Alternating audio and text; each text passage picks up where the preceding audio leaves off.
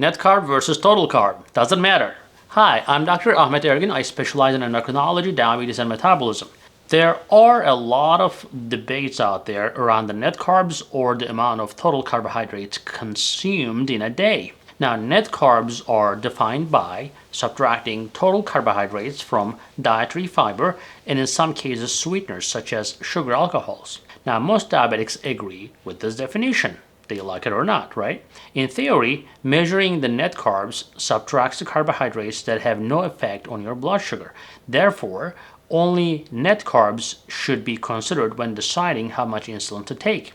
Also, it helps you understand the potential impact of that food. Is it that easy?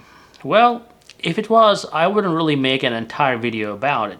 It is easy to actually get hung up in details, right? So for some diabetics, the best option is to just go for the total carbs. For those who are especially not detail-oriented, or those people who do not take insulin, or people who have mild diabetes, etc.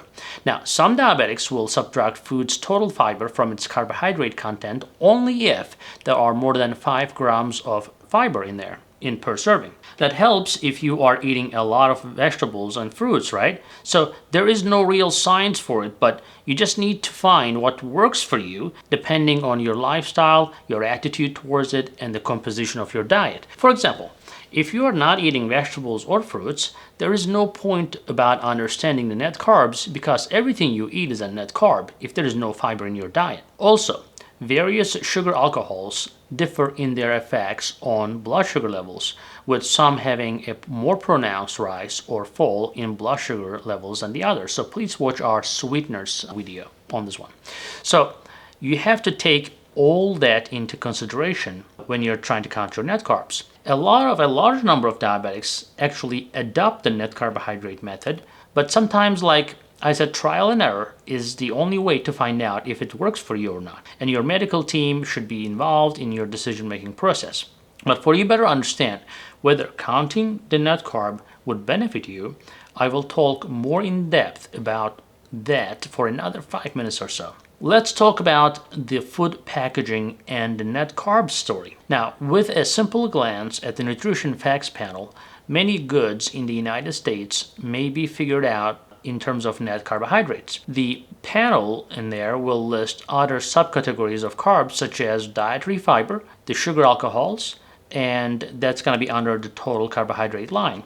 Now subtract those two amounts from the overall carbohydrate count, but as a reminder, nutritional panels in different nations treat carbohydrates differently, unfortunately. So even if American math, the counting the net carbs may work in USA, it may not work in Europe, so because they treat the carbs differently, unfortunately. Now, Dr. Atkins, for example, the founder of well-known low-carb Atkins diet, he have popularized the term net carbohydrates.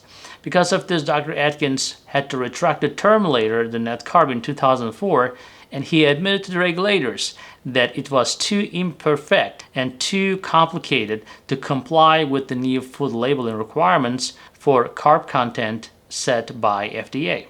Now, food packaging, at least some of them, now shows net carbohydrates despite the FDA's prohibition of marketing claims like low carb and carb free, etc. They're increasingly doing that.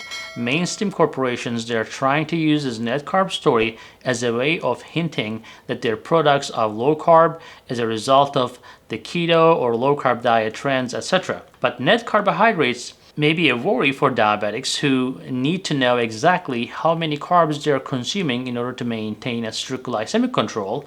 Because of the weak regulation packaging in these claims, you may be in error calculating your net carbs. So in summary, do not rely on these nutrition labels. Always calculate your net carbs yourself and don't be misled by the nutrition claims. In order to correctly calculate the net carbs, we subtract dietary fiber and sugar alcohols from the total carbs. Sugar alcohols and dietary fibers are thought to have no effect on blood sugar levels. You should not count carbohydrates that do not require insulin to be properly digested if you're counting the carbs to establish a mealtime insulin dose. especially important for people who take insulin for type 1 diabetics or type 2 diabetics on insulin. Now, carbohydrates that are not digested by human body, right, they're called dietary fiber. Now, fruits, the grains, the legumes, and vegetables are exceptionally high in that, and which is often regarded as super beneficial to human health because they help with the cholesterol and digestion and so forth. But the key here is they should not go into processing. In theory, it does not affect the blood sugar, but soluble and insoluble fibers are also two different types of fiber. And the amount of each of these distinct fibers, sometimes listed on food packaging, can make a difference, while sometimes they don't. So it is possible that soluble and insoluble fibers have different effects on blood sugar, but most people with diabetes are not interested in that level of granularity and details. Now, carbohydrates known as sugar alcohols are essentially a cross between sugar and alcohol molecules. They are widely believed to contain no calories or sugars.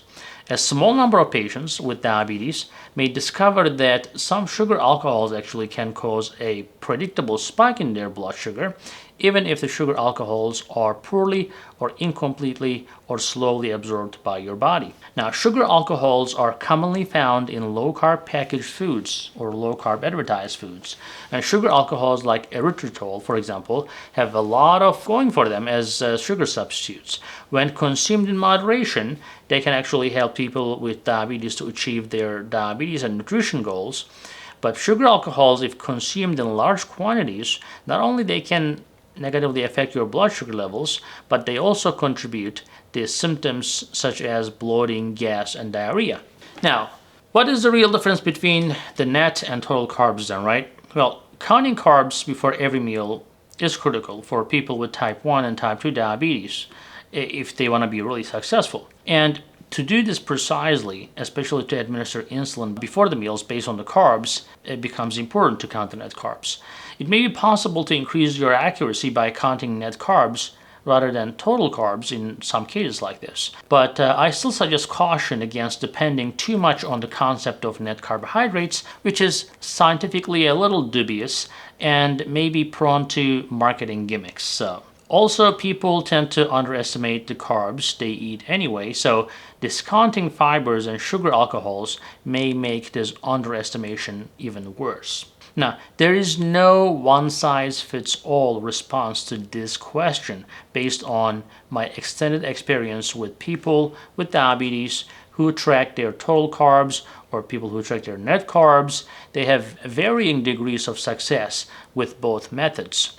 So you need to find out what works for you. There is no other way to find out what really works for you. You have to try. It should be a trial and error. You will find out what works for you. Now, keep a journal or a diet, communicate your findings with the doctor, and the best way to do this is SugarMD app, which actually helps you to achieve all of these goals, keeping your blood sugars organized, what you eat, etc. So you go ahead and download this app right now from the Apple Store and Android Play Store. And I think you will like that app because we worked really hard to improve this app to improve your satisfaction. So thank you for watching. This is SugarMD channel. We will see you in the next video. Hey guys, I hope you're enjoying this channel so far, and I hope you subscribed already. If you didn't, do it. And if you did, watch this video right there. I think that will help you too.